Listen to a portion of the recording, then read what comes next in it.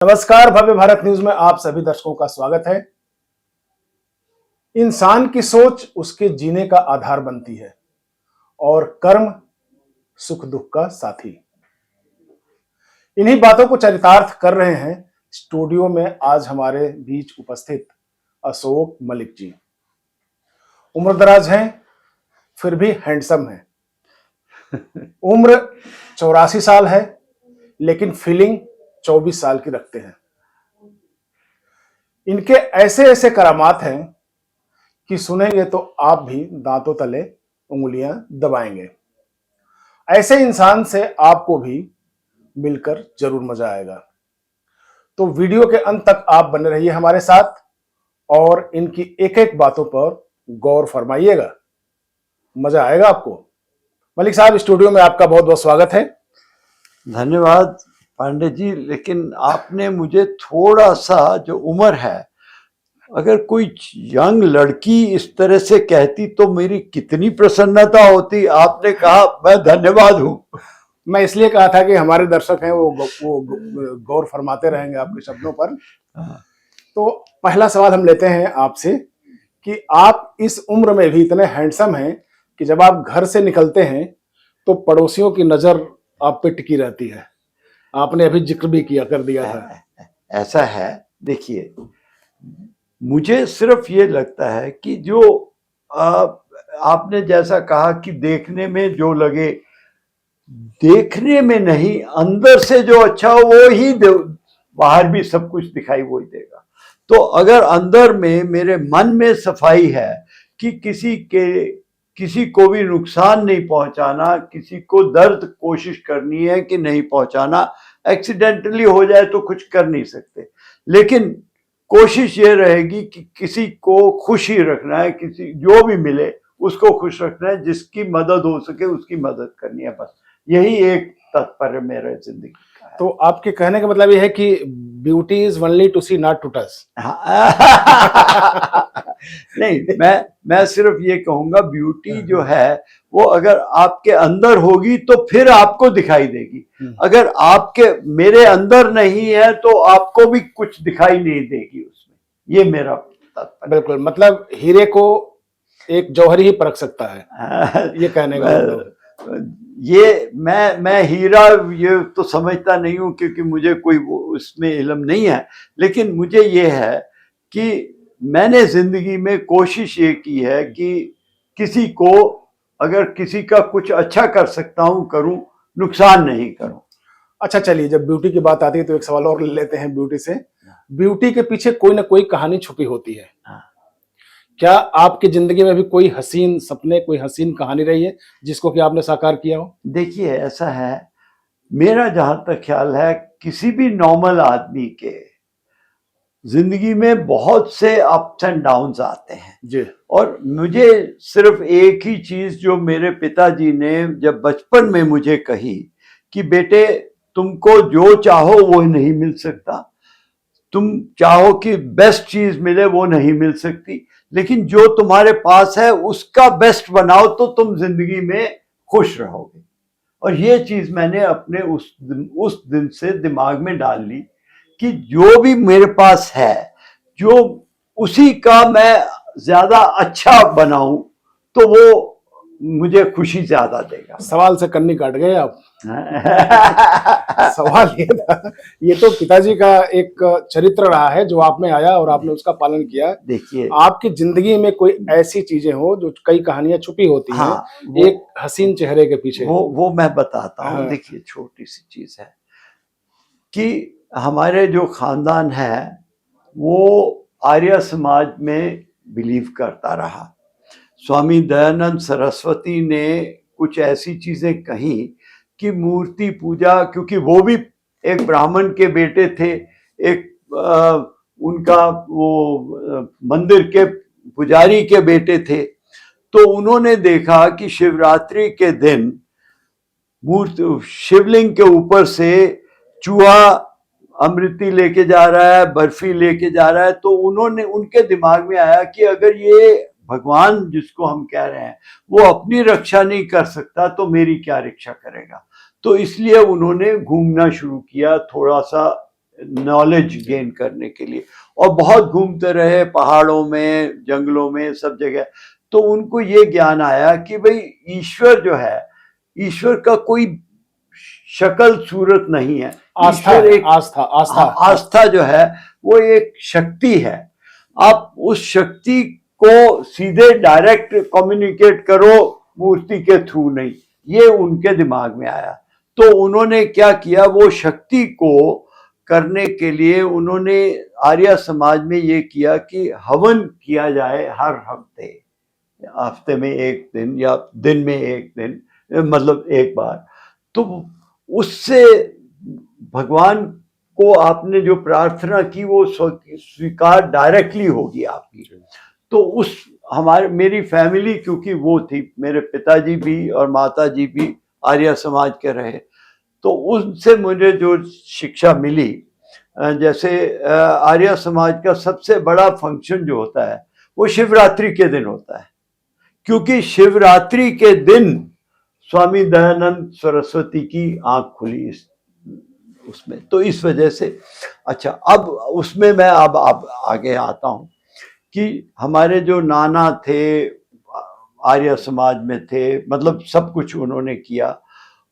उन्होंने मुझे एक पत्र लिखा जब मेरी शादी हुई, तो उनके हाथ कांपते थे, उससे उन्होंने लिखा कि मैं 70-80 साल से आर्य समाज की सेवा कर रहा हूँ, लेकिन आज मेरे घर में एक ऐसा बच्चा पैदा है जिसने आर्य समाज के असूलों को पूरा अपनी जिंदगी में लाया।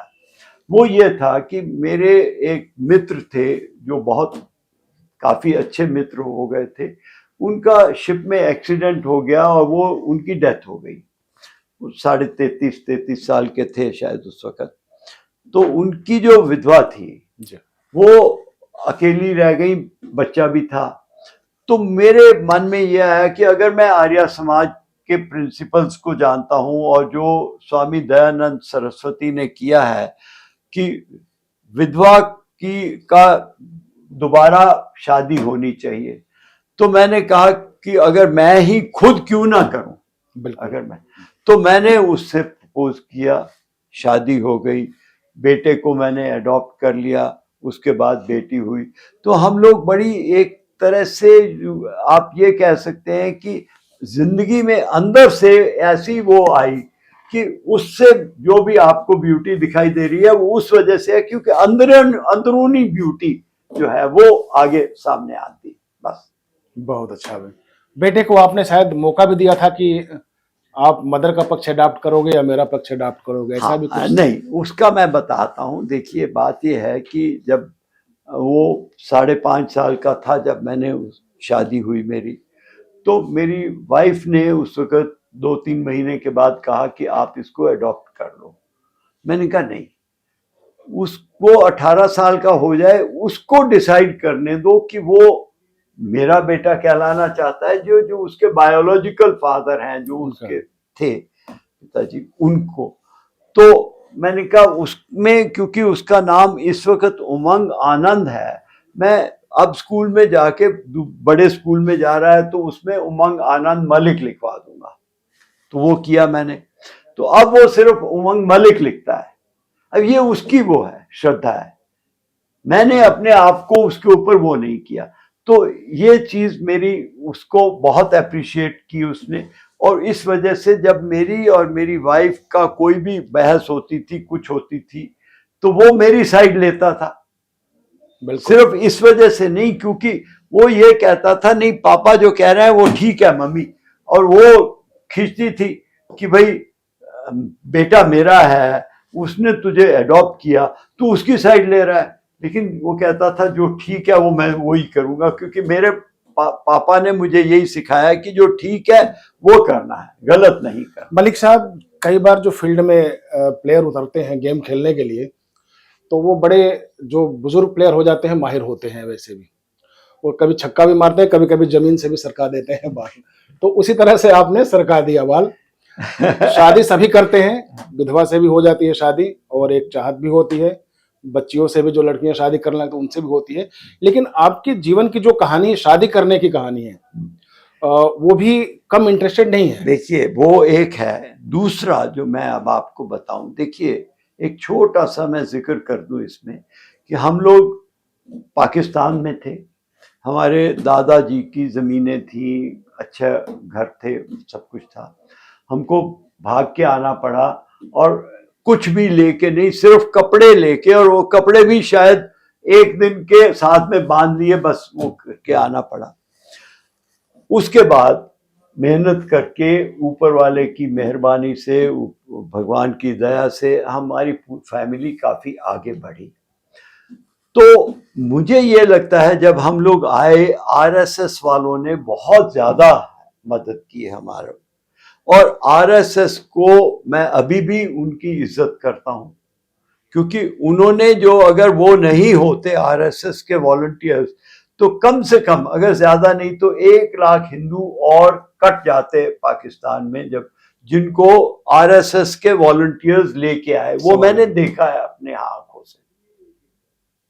तो ये मेरी दूसरी आस्था है कि हिंदू धर्म, जो भी कहो, मैं हिंदू को धर्म नहीं कहता हूँ, मैं कहता हूँ हिंदू तो एक तरह से कल्चर है, सनातन धर्म, सनातन एक जिंदगी का, वो भी धर्म नहीं है, सनातन भी है, एक जिंदगी को कैसे जीना है शुरू से लेके आखिर तक, वो एक तरह से शिक्षा है। तो वही तो धर्म है, उसी को धर्म कहते हैं। जो जीने का राह दिखाए वही तो धर्म है, वही धर्म, और कुछ नहीं है। करेक्ट। अगर आप किसी को बीवी कहते हैं, किसी को बेटी कहते हैं, और उस तरह से व्यवहार करते हैं, वो एक धर्म है, धर्म है। वो सनातन, सनातन वही, सनातन वही धर्म है जो जीने का बिल्कुल राह दिखाती है, वही धर्म होता है। बिल्कुल। मैं इसलिए मैं दूसरे कोई भी धर्म, क्रिश्चियनिटी हो, इस्लाम हो, सिखिज्म हो, जैन हो, बौद्धिस्ट हो, मैं हर एक की इज्जत करता हूँ। लेकिन संप्रदाय बाद में है, इंसान पहले है। हाँ, और इंसान का अपना एक धर्म होता है, क्योंकि हर समाज में बहू, बेटी, माँ बाप, भाई, पूरा एक परिवार होता है। सब, मैं परिवार को छोड़िए, मैं तो ये कहता हूं कि सबसे बड़ा धर्म दुनिया के अंदर है तो वो इंसानियत है। वही मैं कह रहा हूं, अगर इंसानियत है आप में, तो आप जिंदगी में किस के प्रति क्या आपका कर्तव्य है, वही धर्म माना जाता है वैसे। और जैसा कि मैंने कहा कि हमारे पिताजी की भी और हमारी जो शिक्षा मिली सनातन धर्म से मुझे मिली, या जो भी मिला, वो ये रहा कि भाई अगर कोई गलत है, चाहे वो हमारे पिताजी ने किया हो, चाहे वो हमारा भाई करे, चाहे वो हमारा बेटा करे, वो गलत को गलत ही कहना है, उसको कहना है भाई आप ये गलत कर रहे हैं। तो नॉर्मली क्या है जिंदगी में, कोई भी अगर किसी को कहता है कि आप ये गलत कर रहे हैं, तो लगता है कि आपकी उससे दुश्मनी टाइप हो गई। चलिए, लेकिन मैं उसको एम्ब्रेस करता हूं कि वो मुझे एक मौका दे रहा है, मुझे अपने आप को इम्प्रूव करने का। बस ये तो मुझे लगता है कि आज भी आप सही ही बोलेंगे।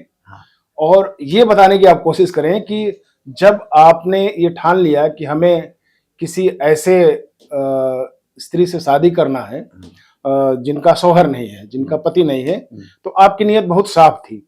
लेकिन वहां से लेके और आपकी शादी तक जो प्रक्रिया है वो भी काफी रोचक लोग बताते हैं उसमें भी, कि कैसे आपने अपने घर से उनको विदाई करवाया और क्या कराया। ऐसा है, जब मैंने डिसाइड कर लिया तो मैंने ये भी डिसाइड किया कि आर्या समाज में जब शादी करेंगे बॉम्बे में, क्योंकि उसके पेरेंट्स बॉम्बे में थे और उसके मेरे दोस्त जो जिनका बेटा उससे शादी हुई थी वो भी बॉम्बे में थे, तो हम लोग बॉम्बे जाके आर्या समाज में शादी करेंगे। और ये डिसाइड कर लिया कि कन्यादान उसके माताजी पिताजी जो मेरी वाइफ के थे वो नहीं करके उसके सास ससुर करेंगे, क्योंकि अब वो उनके घर की लड़की हो गई, बेटी हो गई है। तो ये जो चीज थी, ये लोगों ने बहुत अप्रिशिएट की कि ये जो इसने इंसिस्ट किया है कि माताजी पिताजी, बेटी मेरी वाइफ के माताजी पिताजी भी बैठे हैं, लेकिन कन्यादान जो है वो उसके सास ससुर करेंगे। वैसे ये मैंने इंसिस्ट किया था। इमोशनल टच है, बड़ा है इमोशनल चीज है। चलिए अब थोड़ा सा आपके ऊपर हम आते हैं क्योंकि देखिए ये सब सारी चीजें हम इसलिए करते हैं कि जब उम्र के आखिरी पड़ाव तक, ईश्वर करें आपकी अभी उम्र बढ़े, लेकिन लोग 70-80 पार कर जाते हैं तो लगता है कि उनसे हमें कुछ सीखना चाहिए। तो इसलिए आज कारण भी यही है कि हम आपको लेके आए ताकि आप बता पाएं, क्योंकि आप बेबाक बोलते हैं। अब तो मैं इसलिए कोशिश था। अब हम ये पूछना चाहेंगे कि आप गोल्फ के एक अच्छे प्लेयर हैं। 84 साल में भी फील्ड में उतरने के लिए आपका दिल मचलता रहता है। बिल्कुल ऐसा है। मैं अब आपको बताऊं, गोल्फ एक गेम ऐसी है जिसमें कि बाकी जो गेम्स आपने भी देखी होंगी, क्रिकेट, हॉकी, फुटबॉल, टेनिस या जो भी है, वॉलीबॉल, जो भी गेम है, उसमें अगर आप कहीं पे भी गलती कर जाते हो तो आप ये कह सकते हो यार उसने इतनी जोर से मारा, मैं नहीं उठा सका। टेनिस में, क्रिकेट में बॉल ऐसे स्पिन हो गई, मैं नहीं वो कर सका। एक्सक्यूज था, इसको एक्सक्यूज कुछ ना कुछ किसी के ऊपर दोष दिए। लेकिन गोल्फ एक ऐसी गेम है जहां पे बॉल भी एक जगह पे खड़ी है और आप भी एक जगह पे खड़े हो, और अगर आपने खराब शॉट लगाई तो सिर्फ आप अपने आप को थप्पड़ मार सकते हो और कुछ नहीं। आप समझ गए? क्योंकि अगर आपने जब गलत शॉट लगाई, खड़े आप हो, बॉल एक जगह पे है, तो सारा चीज आप ही के ऊपर है, आप किसी को दोष नहीं दे सकते उसके बारे में। तो ये एक बहुत अच्छी चीज लगी। और फिर ये है कि उसमें 4 किलोमीटर की वॉक हो जाती है, कभी 5.5-6 किलोमीटर की वॉक हो जाती है, कभी 7.5-8 किलोमीटर की वॉक हो जाती है। डिपेंड करता है 9 होल खेले, 14 होल खेले या 18 होल खेले। तो उससे एक अर्ली इन द मॉर्निंग जब आप इतना वॉक कर लेते हो तो शरीर ठीक रहता है। इस वजह से मुझे उस गेम का बहुत शौक हो गया और मैं उसमें डिवोटेड हूँ। आज तक भी डिवोटेड? आज तक डिवोटेड हूँ। आज भी खेल के आया हूँ। अच्छा, आज भी खेल के आया हूँ। सुबह बारिश हो रही थी तो कोर्स बंद था क्योंकि रेन में वो पानी भर जाता है, लेकिन 1 घंटे के बाद कोर्स खुल गया 7:45-8 बजे, तो हम लोग 8:15 बजे टी ऑफ कर गए, खेल के आ गए। आपके खेल में आपके साथ मिनिस्टर से लेके आईएएस से लेके आईपीएस तक सभी रहते हैं। देखिए, आज का गेम किसके साथ था आपका?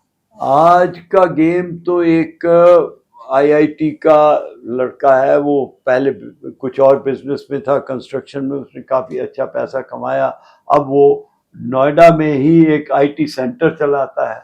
तो खैर एनीवे उसके साथ था। लेकिन हाँ, आपने जो पहली बात कही कि जजेस भी हैं, गवर्नमेंट ऑफिसर्स भी हैं, मिनिस्टर्स भी हैं, एमपीज भी हैं, वगैरह वगैरह वगैरह, उसकी एक कारण मुझे जो लगता है वो ये है कि मैं कभी भी किसी से कोई मदद नहीं मांगता हूँ, क्योंकि जो मैंने बचपन में सुना था वो ही मैंने एक सुप्रीम कोर्ट के सिटिंग जज के साथ जब मैं खेल रहा था तो मैंने उनसे कोई बात हुई, मैंने कहा कोर्ट में कुछ ना कुछ हर एक का चलता है, मेरा भी छोटा मोटा चल रहा है, तो लेकिन मैं आपके पास मदद के लिए नहीं कभी आऊँगा। तो उन्होंने, सुप्रीम कोर्ट के जज थे, तो उन्होंने कहा भाई ये तुम क्यों कहते हो?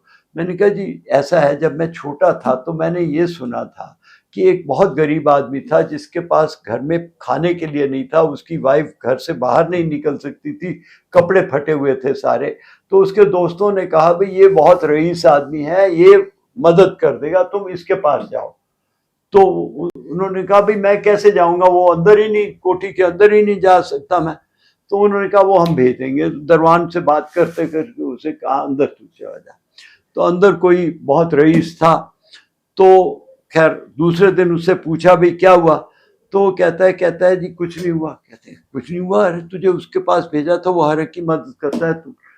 कहते हैं क्या बात हुई? कोई बात नहीं हुई।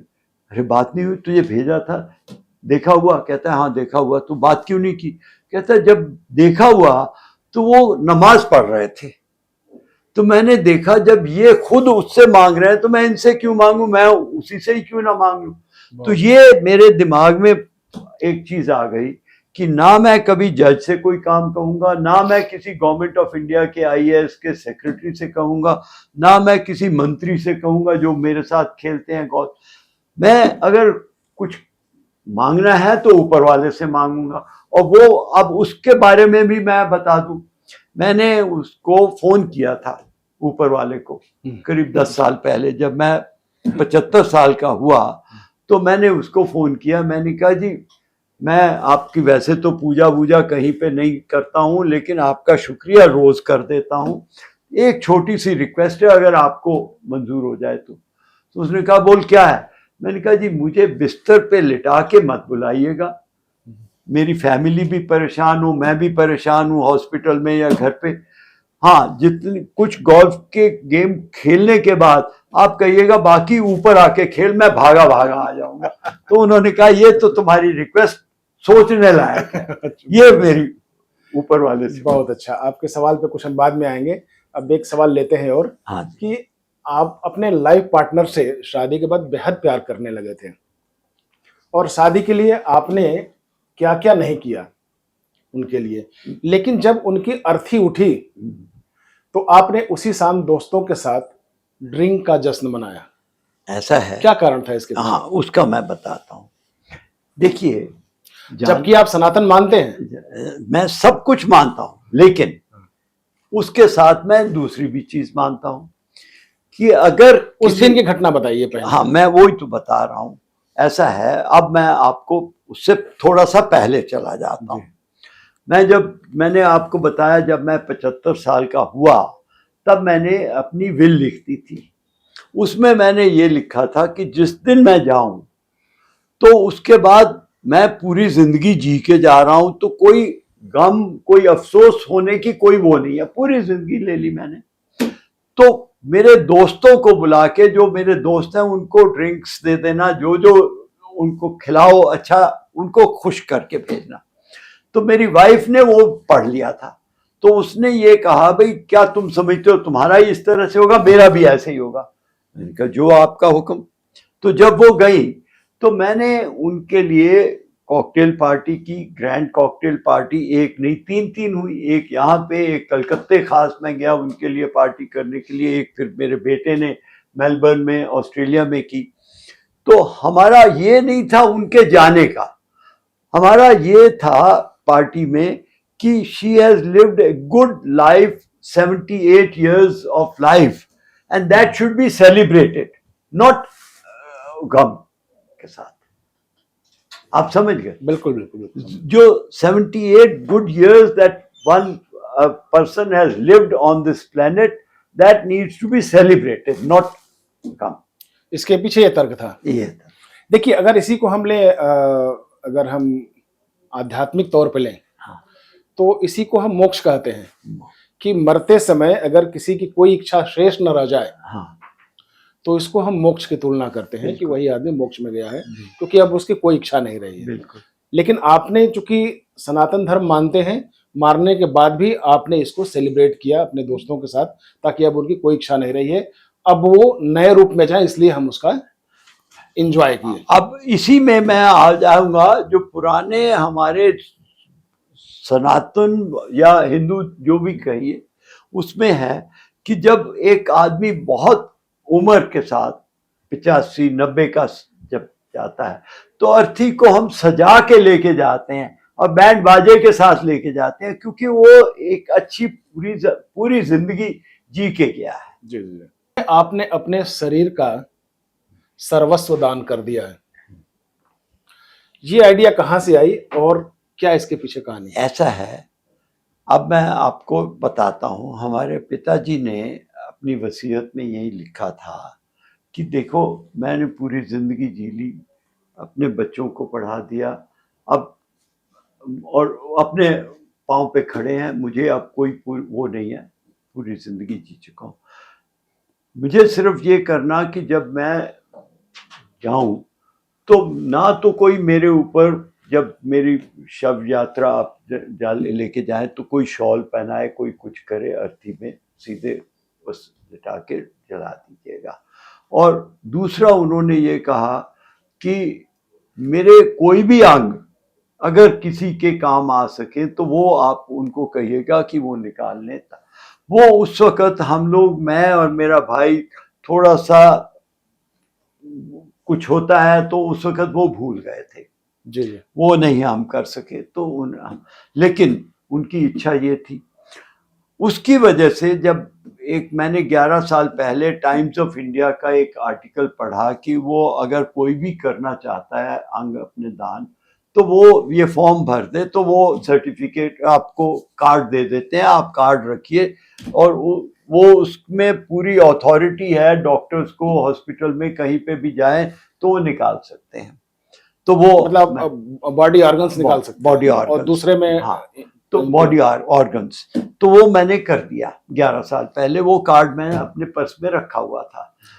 अब कुछ दिन पहले मुझे एक और ज्ञान हुआ कि बॉडी ऑर्गन्स के अलावा पूरी बॉडी भी आप हॉस्पिटल को दान कर दें, तो जो जो ऑर्गन्स उसमें से निकाल के वो इस्तेमाल हो सकते हैं किसी के भी, तो वो निकाल लेंगे।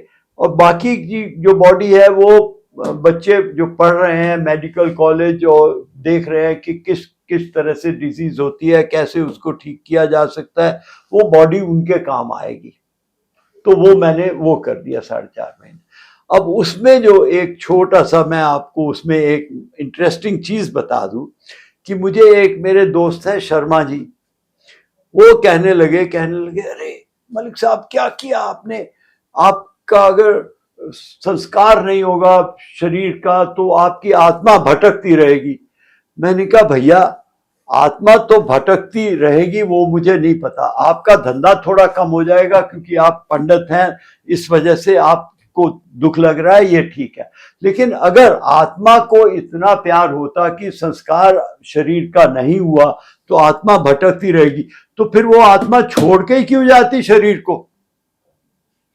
मलिक साहब, ये कर्म क्षेत्र है, हम कर्म के लिए पैदा होते हैं।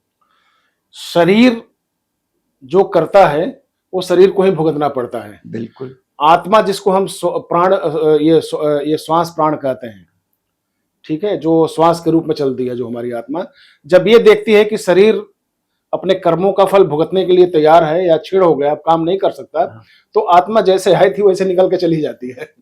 इसीलिए तो कर्मों का फल शरीर आत्मा को परमात्मा कहते हैं, आत्मा को परमात्मा कहते हैं। सब यही तो अब बात एक है। अंतिम सवाल चलते चलते पूछेंगे क्योंकि बहुत लंबा हो रहा है, कि आपकी आखिरी इच्छा क्या है, आखिरी ख्वाहिश क्या है? देखिए, मेरी जिंदगी में आखिरी कोई ख्वाहिश ऐसी नहीं है। मेरी सिर्फ एक ही ख्वाहिश, जो मैंने आपको बताया, जो मैंने भगवान से फोन पे रिक्वेस्ट कर दी थी कि मैं चलता चलता चला जाऊं, बस, और कुछ नहीं। ये बिस्तर पे लेट के हॉस्पिटल में एडमिट होके मैं नहीं वो करना चाहता, यही मेरी इच्छा है। और मेरे जाने के बाद जो भी मेरी चीजें हैं वो किसी के भी काम आ सके, मेरा शरीर, मेरे अंग, मेरी और चीजें किसी के काम आ सके, तो वो मेरे लिए मेरी सबसे बड़ी इच्छा वही होगी। चलिए, तो ये आज आपने देखा कि किस तरह के समाज के लिए मलिक साहब डेडिकेटेड हैं। हम आपसे यही कहना चाहेंगे कि हमारे देश में एक से बढ़कर एक साधु संत हैं, महात्मा हैं, जो एक दूसरे के लिए जीते हैं। ठीक वैसे ही हमारे समाज में भी कुछ लोग ऐसे हैं जो प्रचारित तो नहीं होते, लेकिन उनकी जो करनी होती है वो बहुत बड़ी होती है, जैसा कि मलिक साहब का रहा है। हिंदू रीति रिवाज को इन्होंने दरकार भी किया और मानते भी हैं। रखते हुए भी मलिक साहब ने अपने मृत शरीर को समाज के हित में दान कर दिया है। तो चलिए, आज के इस एपिसोड में इतना ही। अगले एपिसोड में फिर मिलेंगे, तब तक के लिए नमस्कार।